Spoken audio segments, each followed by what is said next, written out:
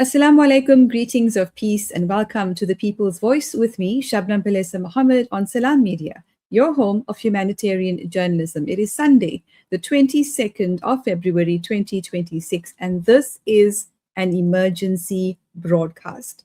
Please share the link to the show. We've had a change of plan because we have a crisis right here in South Africa, specifically in Cape Town, in the Western Cape. Now, we were scheduled to interview Palestinian journalist who's based in the US, Sam Husseini. But one, there's been a schedule clash with these activities in Cape Town. But two, he's agreed to give way to this very important conversation about the forced sale of land on auction in Cape Town. It's happening next week. So this is a crisis broadcast. It is an emergency, and it requires people to mobilize around this very important issue. This, of course, the poster for Tuesday, 24th February, Meeting Point Good Hope Center in Cape Town with the theme, Hands of Our Land. Stop the planned auction of 50 plus parcels of land in Cape Town on the 26th of February. That's Thursday. We demand a proper democratic public participation process. So you can see this poster is being circulated. Please do share it. You can see all of the supporting organization logos listed just below that.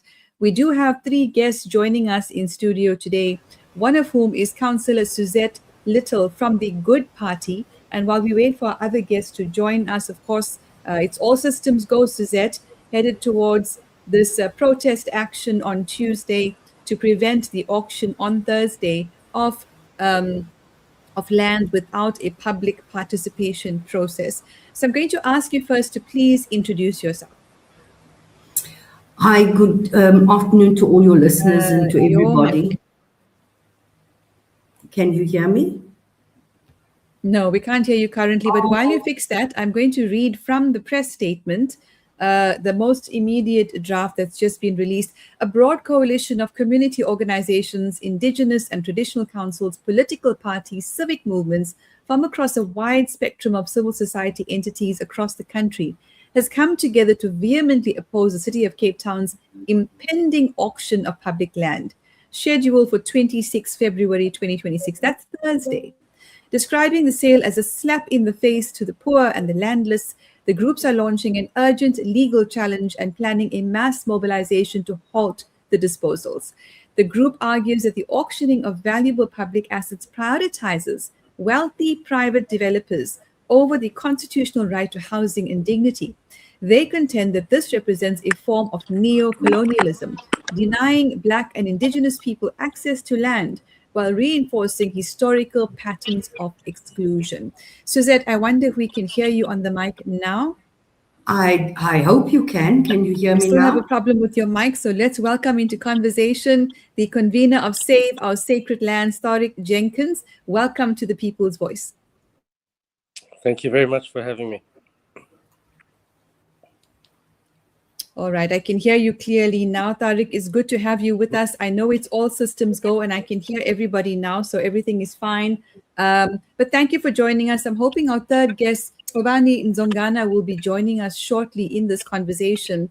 I'd like to begin first with introducing yourselves, especially within the context of this very important mission of stopping the sale of Cape Town land. Go ahead, Tauriq.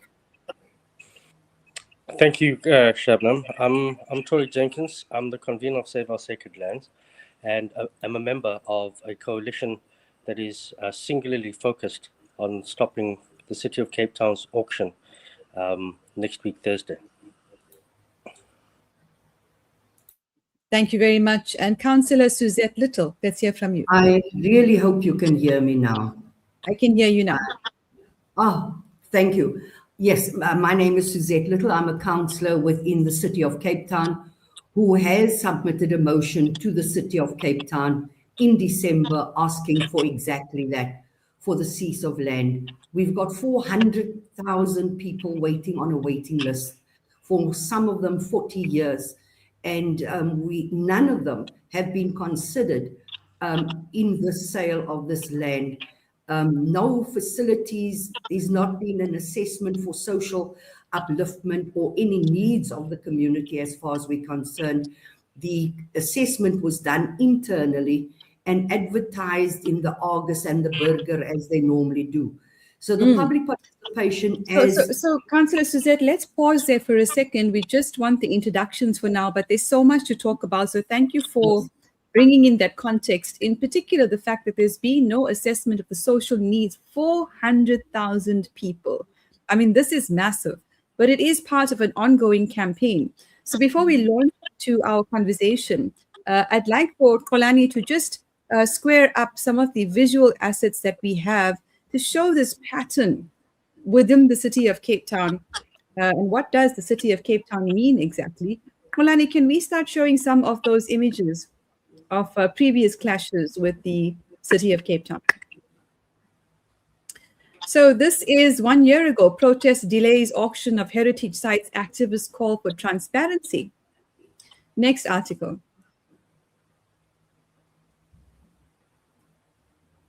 Stop the auction of public land, city told, that's 4 years ago. And the next article.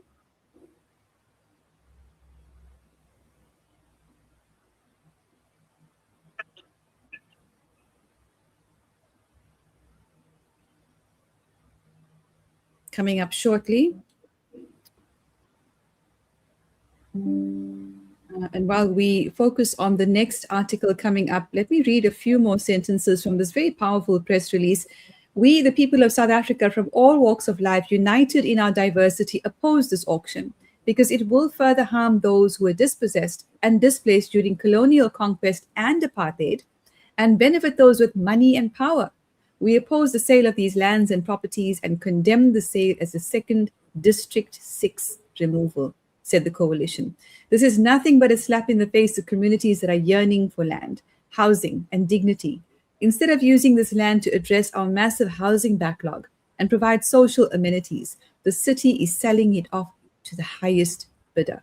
Shocking, really. Next article here, Cape Town city centre tenants in tears as municipality auctions their homes, 2023. And last but not least, we just want to show a petition that we found in researching for this show. I'm not sure if it is connected to your campaign, but if it is, we'll certainly share the link to it on our various platforms, and perhaps we'll come back to that petition towards the end. But let's bring both our guests back into conversation. I see we've lost Tauriq. I'm sure he'll come back. Let's bring Suzette in side by side.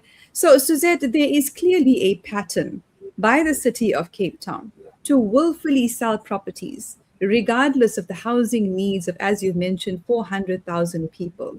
And they do this with impunity, and they get away with it time and time again. Why do you think that is? What are the forces at play that enables them to continue with this conduct? The only thing that I can say to you is that the DA uses their majority in council. And so as much as you complain and ask them to take these things into consideration, they will vote in terms of a party line and not in terms of the people that they represent. And this becomes difficult when you continuously ask them, how are they benefiting the 400,000 people that's on the waiting list? Now, there are many on that waiting list who's not going to qualify for subsidized housing. They earn far too much, but they would qualify for social housing. These are young professionals. They are people that are starting out that earn between 7,000 and 15,000 that would qualify for a social opportunity. But none of these people are being considered in their type of housing. You will hear the narrative that they sell these properties because they are going to uplift the poor. Now, I asked the mayor a question, and I will provide you with the evidence of what I'm saying. I asked him, where exactly have they spent this money that they received from the sale of property? And he couldn't answer me. When we asked to show us how did they determine the sale, and it is an internal process that they, between themselves in the administration, decide that the city no longer has need of this property. Now that's the council. They've not asked the community. And this has been carrying on since 2021. And we've been asking the council to please consider the 400,000 people and to make some sort of opportunity available for them so that they too can come off that waiting list.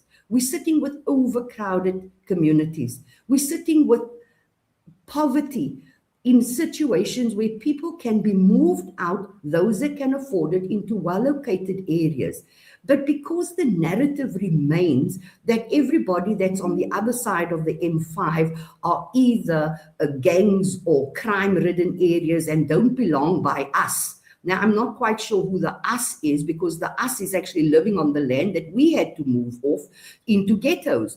And so it becomes quite a painful situation to watch how land is being sold off to those that can afford it. We now find that these buildings or these opportunities that are being created, not even the young professionals can afford to live in these areas because the rental is far too high in these flats and these properties that are building. Now, there's a few properties that were released. Now, the city seems... Suzette, we can please pause there and hold that thought, because you've said so much that I want to actually dig into and explore, if that's okay with you.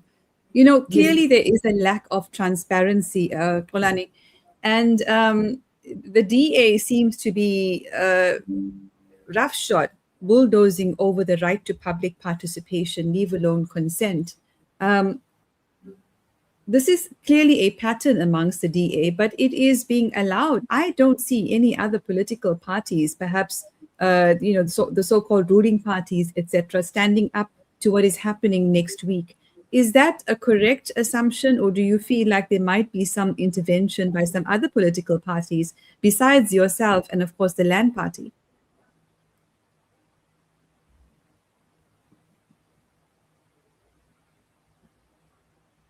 All right, we seem to be frozen. Councillor Suzette Little.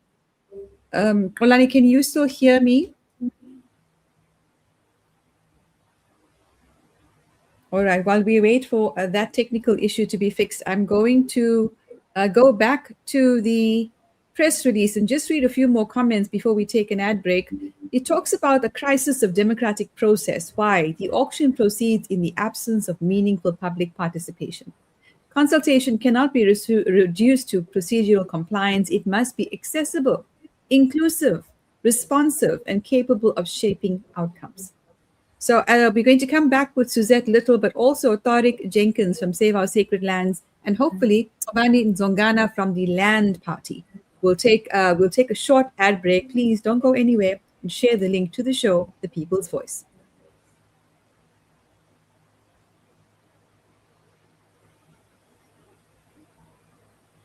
Headquarters in South Africa. This is Salam Media, keeping you company this Ramadan. You are listening to Salam Media live from our headquarters in South Africa. This is Salam Media, keeping you company this Ramadan. Many of us take an iftar meal for granted, but not everyone is as fortunate. This Ramadan, the Islamic Dawah movement will provide meals to thousands of Muslims from disadvantaged areas, as it has been doing for over 20 years, but they need your help. A donation of 30 Rand provides an iftar meal for a fasting person. Become an IDM sponsor and earn Sadaqah Jariyah. Zakat, Fitra, Kafara, and Fidya contributions are all welcome. Call IDM on 031 304 6883 or visit idmsa.org to donate. IDM, taking Islam to as many hearts and homes as possible. The Prophet Muhammad, peace be upon him, said, "Use the black seed, for indeed it is a cure for every disease except death." This Ramadan, honor that guidance. Tip Black Seed supports your blood sugar during fasting, boosts immunity, sustains your energy from suhoor to iftar. Available at leading pharmacies. Tip Black Seed, your golden drop every day. This Ramadan, give the gift of clean water with Africa Mist Agency. With every water well borehole you donate, your drip becomes a river, reconnecting communities to nourishment, education, dignity, and empowerment. Sponsor a water well for 16,500 Rand in Africa, or a bowl for 65,000 Rand in Afghanistan or Africa. Quench thirst. Reconnect the soul with Africa Muslims Agency. Shimmer, sparkle, captivate. Nothing less than a masterpiece. Droplets of gold inspires precious design. Platinum bursts with intricate freshness, and every pure diamond becomes more than just a girl's best friend. Voda Gold Gem Jewelers, where timeless dreams become a reality. Come to us. We tailor-make designer gold, platinum, and diamond jewelry. Trade in or remodel your old gold. Clad yourself with classy name-branded watches. We offer insurance valuation and free zakat calculation. Visit us at 534 Ridge Road, Overport, or call 031 208 9142. Voda Gold Gem Jewelers, manufacturers of fine gold and diamond jewelry. With so many investment options today, it's only natural that you might feel a little confused which route to take. Should I buy shares or should I invest in gold bullion? Randery Jewelers now brings you the Zahab coin, an alternative to the Kruger Rand. The Zahab coin, a solid wealth protector in its purest form of 24-karat gold, is the safest way to protect your wealth. So don't just sit there and watch your paper money depreciate. Change to gold. Call Randery Jewelers now at 031 202 4701 or visit www.rjcoin.co.za, situated at 151 Essenwood Road, Musgrave, Durban. Randery Jewelers, the family name you can trust. Elite Basmati, available throughout the Middle East, and now for the very first time exclusive to South Africa. Brought to you by Murchison Spice, Pietermaritzburg's most famous specialty store. Elite Basmati, available in aromatic white and golden cellar, is packaged in a world-class facility in India and is filled with wholesome goodness for your well-being. Elite Basmati rice by Murchison Spice. For trade inquiries, contact Mohammed on 033 387 2121. Murchison Spice. You are listening to Salam Media live from our headquarters in South Africa. This is Salam Media, keeping you company this Ramadan. Welcome back to the People's Voice on Salam Media, your home of humanitarian journalism. My name is Shabnam Pilesa Mohammed, and this is an emergency broadcast. Hands Off Our Land. It's a mission and a movement uniting people to stop the rampant sale of land in Cape Town, in the Western Cape, being driven primarily by the Democratic Alliance. Joining us in conversation is Councillor Suzette Little from the Good Party. We're hoping that Tauriq Jenkins from Save Our Sacred Lands and Gcobani Ndzongana can also join us a little later. Gcobani from the Land Party. Welcome back, Suzette. So we had a bit of a technical glitch earlier. Clearly the gremlins are trying to stop us. But of course, we persevere. A couple of thoughts on what you were referring to earlier, the context you were providing in your experience in this area.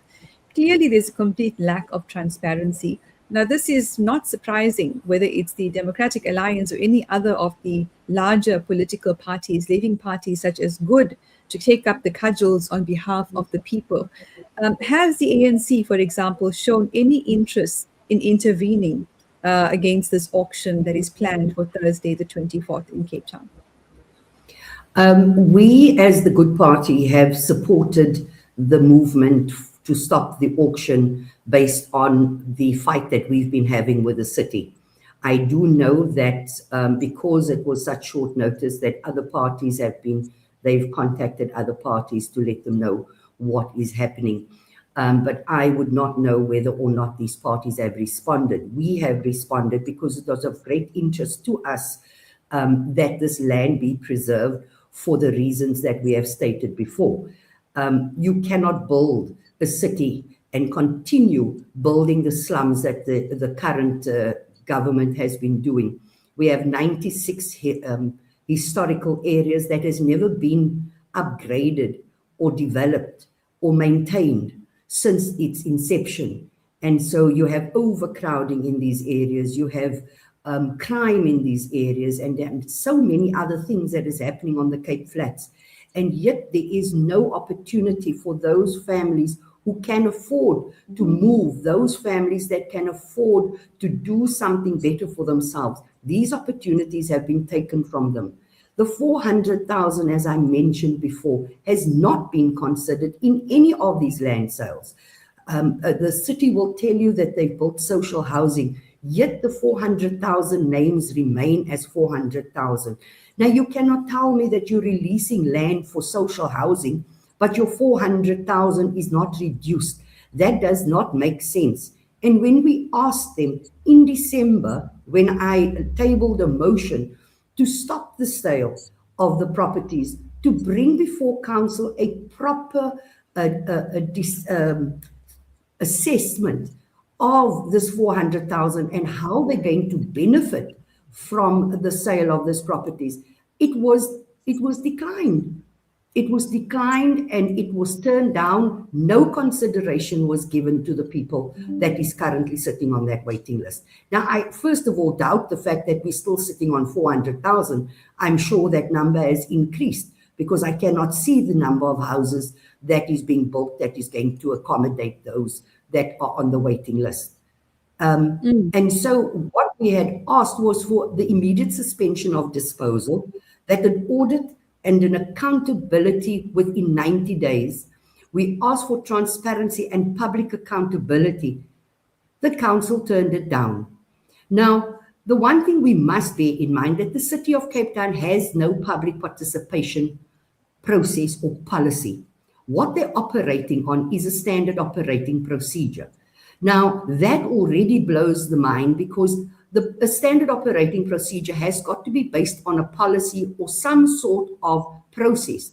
However, if you go to the Constitution and you look at Chapter 7, part of the objection or objectives of a council is the involvement of the community. Now, if you're violating the constitutional right of the public, then how can you tell me it has been free and it's been fair and it's been transparent when you've removed their right?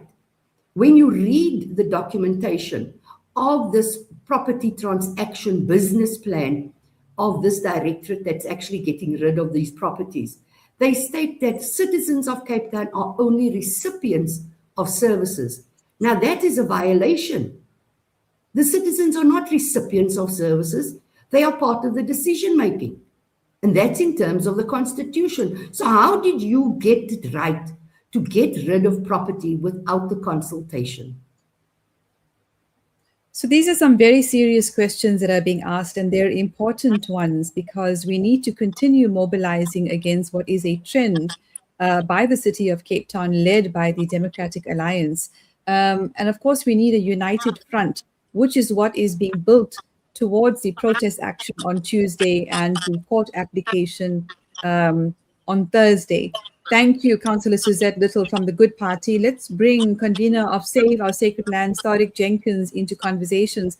So Tauriq, you've also been very busy as part of this coalition, bringing together the various parties that have formed this formidable front in the face of what is a consistent pattern by the City of Cape Town, disregarding the democratic rights, the human rights of the people who are affected. I'm just going to read one or two points more from this very powerful press release and ask you to come in with your comments. And it says, public land is not surplus stock.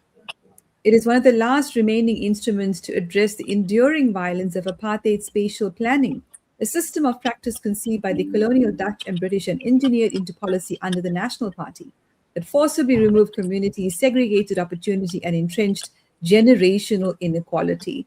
And of course, the themes that come to the front are genocide, dispossession, epistemic trauma, and violence. Cape Town remains one of the most spatially unequal cities in the world. The daily commute from periphery to economic centers, overcrowded informal settlements, and persistent land hunger. These are not accidents. They are the living architecture of apartheid, still embedded in land ownership and urban design.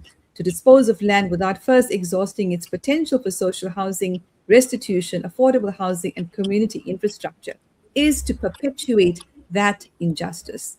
Tauriq, can we please draw you back into this conversation, speaking about the themes in that part of the statement and the trauma that is being caused to the communities who are now rising up in this coalition? Thank you very much. I think that statement also speaks to the fact that the land in Cape Town holds the memory of genocide. It holds this memory of dispossession. And because of that, the restitutive process has to include the intergenerational trauma and the need for the city to finally make healing a policy. And it's complete, abject denial, as well as a tone deafness in as far as the living reality of living in apartheid spatial planning on the concrete jungles of the Cape Flats, where at the moment there is a bloodbath to the point where even the president has decided to deploy this, the military in terms of dealing with that crisis. All is part of the manifestation of colonial and apartheid spatial planning. And when you have a city where you have families in Earl Street in District 6 who have lived there intergenerationally for over 100 years and are currently being evicted because a private developer wants to take that set of buildings and build on top of it. And just imagine what it must feel like for those families where literally a stone throw away, parcels of land are being auctioned.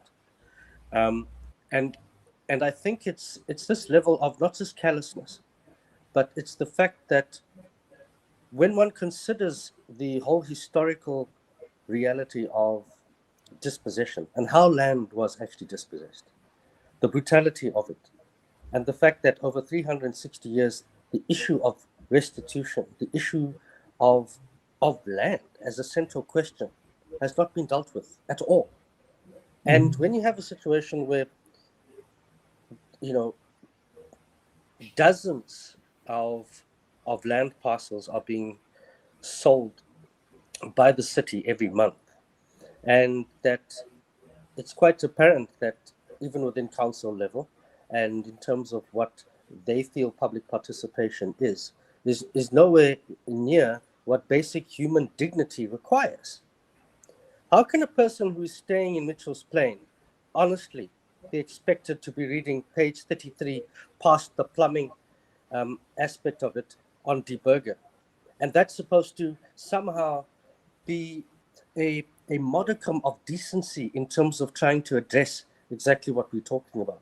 And I think it's this ongoing,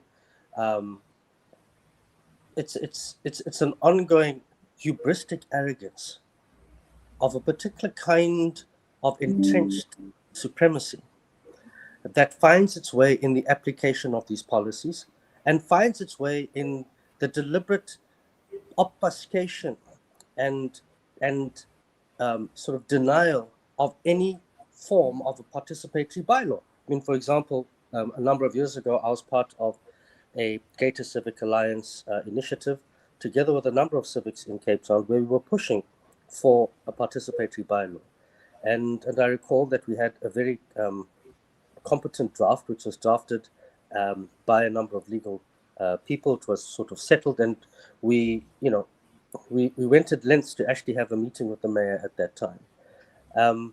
But what we were confronted with was this kind of administrative blockage, which was basically trying to explain to us that public participation, in all its absence, is somehow inscribed within the given policies of the city. And it sort of absorbs it, in a particular kind of way. The response was so peculiar, but it speaks to a bastion of colonialism that, in effect, and at its essential, barest central quality, refuses to change. And so I think it's important for the people now to begin to challenge this in every possible form and fashion, because this level of administrative violence, in this case, in terms of wanting to kind of find ways of alienating public assets in the way that they are, when one considers the kind of deep injustices that are still being perpetuated because of the kind of spatial planning that our communities are subjected to, the fact that people still have to navigate their own cities as if they are aliens, as if they do not belong. When the descendants of the San and Khoi are sitting in these highly concentrated areas of the Cape Flats, what is the solution by the city recently? What is the solution along the N2 highway? But to put 120 million rand into a wall and create what is an erstwhile Gaza situation on a highway which is already a, a marker of apartheid spatial planning. So it's doubling up and relayering that, and it's quite it's completely despicable in so many ways that the city is thinking this way still. In 2026, where on earth, apart from in this city and elsewhere and in the Zionist entity and places where they celebrate apartheid, celebrate white supremacy and think it's completely normalized, would you come up with this plan that instead of dealing with the structural violence, the systemic problems of poverty and social housing, the need for social housing, the crisis of living and having dignified accommodation, to then want to spend 120 million and to hide that, to shun it away, to cast it somehow so that it doesn't inconvenience tourists that come out of air-conditioned international airports and Uber their way back onto the waterfront. What a horrible inconvenience that is. So So Tauriq, I just want to progress this point that you're talking about right now, because it occurs to me that what we are seeing here, if you look at the blueprint of what, let's call it, the corporate cartel is doing, you have the forced auction of land and property. We have this 120 million rand wall being built to separate the wealthy from the rest. And in addition to that, we have this Cape exit agenda that is also being driven by Zayo imperialist forces and their accomplices within our own country. The sum total of which is that Black, Brown, Indigenous people in Cape Town, in the Western Cape, are being driven out in increasing numbers. This is what looks to me is part of the agenda. All of these three things combined can only result in one outcome, which is pushing out the people of Cape Town into other parts of the country. Is that your assessment as well? And I'd like to hear from Suzette on the same question, but let's start with you, Tauriq. I think we're going to take an ad break and we'll be right back.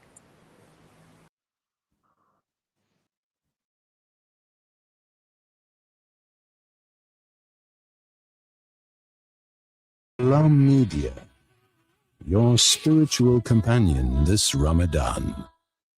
You know, it's a wonder how kids get anything done these days. With all the distractions, when do they even get time to study?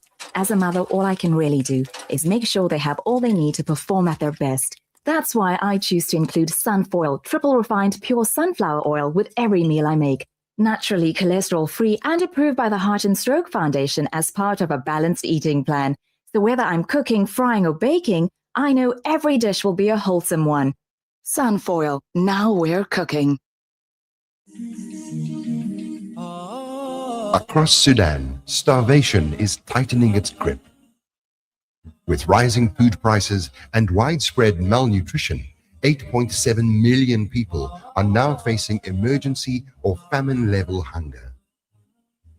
As the conflict intensifies and aid routes narrow, families in Sudan are running out of options and time. The Al-Imdad Foundation is delivering life-saving humanitarian aid to those most at risk. Stand with Sudan.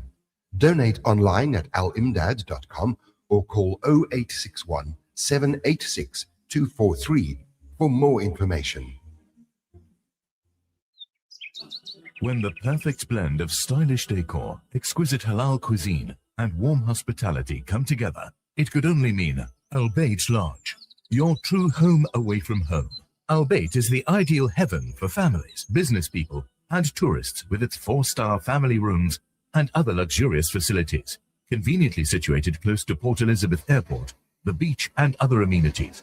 Your stay will be truly unforgettable, as you'll be taking home lasting memories of the warm hospitality, the serenity and tranquility that Al Bayt has to offer. For reservations, call 041 583 6415 or visit www.albaytlodge.co.za.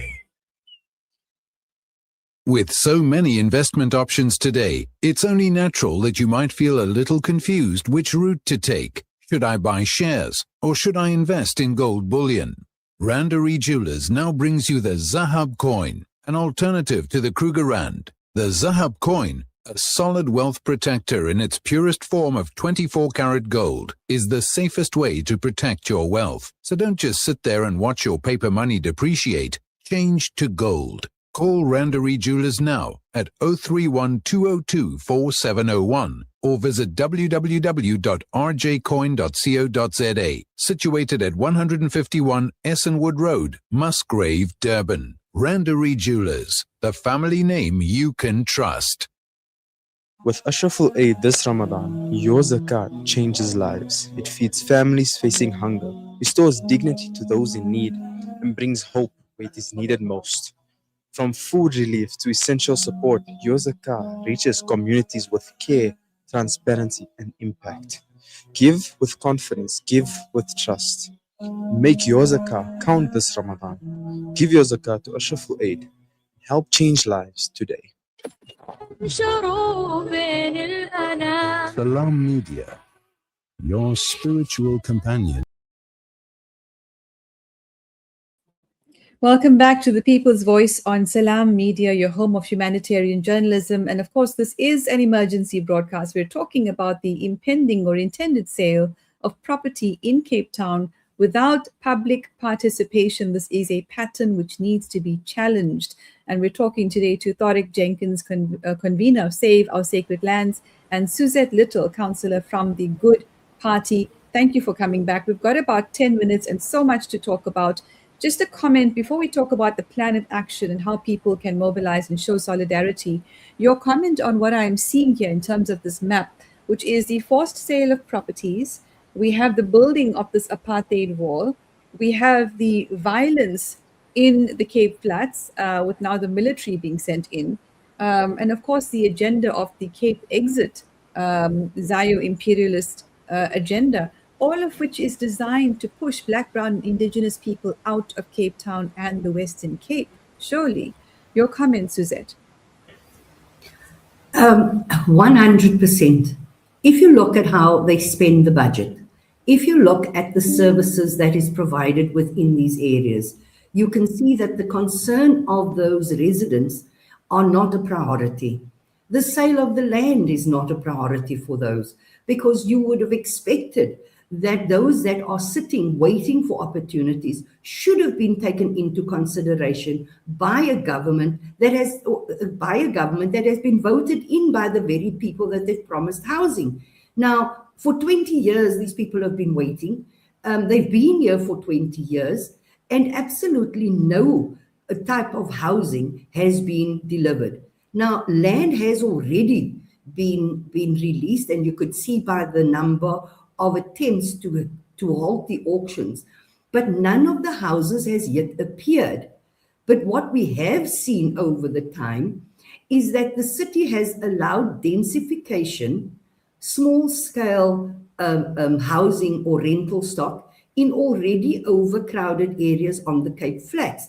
So they're not allowing anybody to move out of the Cape Flats, but you can densify by building up to 20 units in your backyard to accommodate those that need assistance. But heaven forbid, you're not going to cross the M5 because that's where they live. And you're 100% correct that we are being pushed out, and it reminds us that we are not too far from what has happened in the Middle East, when people were forcibly removed from their homes, and we are facing that now. Thank you very much, Councillor Suzette Little, for that incisive response. With a couple of minutes to go, and I don't think Tauriq will be back, let's talk about the plan of action. Suzette, take us through what is the plan of action for Tuesday, for the mobilization, for the court action, and also the auction in itself. Are we planning to have people register for the auction, demonstrate outside, and potentially look at a boycott of people who choose to participate in this gross and monstrous auction of the people's rights? We are asking people to come and join us on Tuesday, to be at the Good Hope Center at 8:30, so that we can actually make ourselves felt. It's all of those that are on the waiting list, all organizations, NGOs, people that have an interest, indigenous groupings or families, to come through and actually voice their disapproval of what is currently happening in the city. And we will be marching through to the court as well, because there has been papers that has been tabled or filed at the High Court. And so we would be going through to the High Court as well, and then be handing over a petition to the City of Cape Town itself. All right. And then in terms of the parties to the various legal actions, what can you share with us about those legal actions? There are two applications that have already been submitted, and I do believe that we will be looking at a third to ensure that whatever happens on Tuesday, it is covered, to make sure that we do go for a third review of what is happening, because this is most certainly not going to be the last auction that's going to be taking place in the City of Cape Town. But further than that, I have no access to the two applications that's been filed, but we are currently sitting with advocates to ensure that the third application to the High Court is solid, and that we are going to be successful on that. Do you think a boycott of parties that choose to participate in these types of auction is justified and it called for? Might civil society find this to be our most effective tool in the face of these continuous auctions, that anyone who participates or buys these properties is effectively ostracized and boycotted? We're never going to know who those purchasers are. I tried to get the names of those that have purchased properties. The city has refused to provide those names and very arrogantly said it's public knowledge, but you can't find those names to see who the people are that are purchasing these properties, to boycott or to really just question to find out what they're going to be doing with the property. But those properties that have already been purchased, very little has happened. We still have Pickwick that is standing vacant. There's nothing happening. Salt River is still vacant. A Food Lovers piece of land in near Ruland Street, it's also standing vacant. And so we're not quite sure what they're going to do with these properties. Not too long ago, the city manager had sent out an email to councillors not to get involved with contractual agreements. And that was quite concerning, because who are the councillors that are getting involved in contractual agreements? And that raises another question in terms of these properties that are sold and standing vacant. You don't quite know what the intent is of these purchasers once they actually get their hands on the property. Last few minutes with you, Suzette. What would you say is the number one strategy to prevent from these auctions from happening and from continuing in future?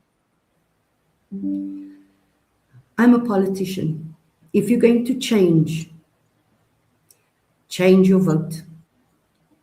Get a political party that's going to listen to you. I'm not advocating for myself or for anybody else. At this point in time, I'm saying, look at your political party. If it hasn't delivered for you in 20 years, it's not going to deliver. If you're still living in the ghetto that your great-great-great-grandfather has lived in, it's not going to change. They will not take you into consideration. It is an election year. Hold the DA to account. Do not vote for them in future, because they are not going to make your lives better. It's going to continue and get worse. Thank you, Suzette. Let's bring up the poster for Tuesday's action back up on screen, Xolani, and we're asking people to please share the poster, share the press release, and share this particular conversation across all your platforms with people not just in Cape Town, but across the country and indeed around the world. Hands off our land. Stop the auction. Stop the auction of 50 plus parcels of land in Cape Town on 26 Feb. We demand a proper democratic public participation process. Tuesday, 24th Feb, 8:30 a.m., meeting point, Good Hope Center, number of parties involved, and that list is only going to grow. Please support the action. support this coalition, and remember, we'll take the poster off the screen now, that the power of the people is greater than people in power. So thank you very much, thank you very much to our guest councillor Suzette Little from the Good Party, as well as the convener of Save Our Sacred Lands, Tauriq Jenkins, for joining us. And of course, we will continue to keep you updated on this particular issue that is facing the people of the Western Cape and across our country, and indeed all around the world, from South Africa to Palestine, from Sudan to Congo. Our struggles are indeed connected. Shabnam Palesa Mohammed on the People's Voice for Salam Media, your home of humanitarian journalism. Assalamu alaikum.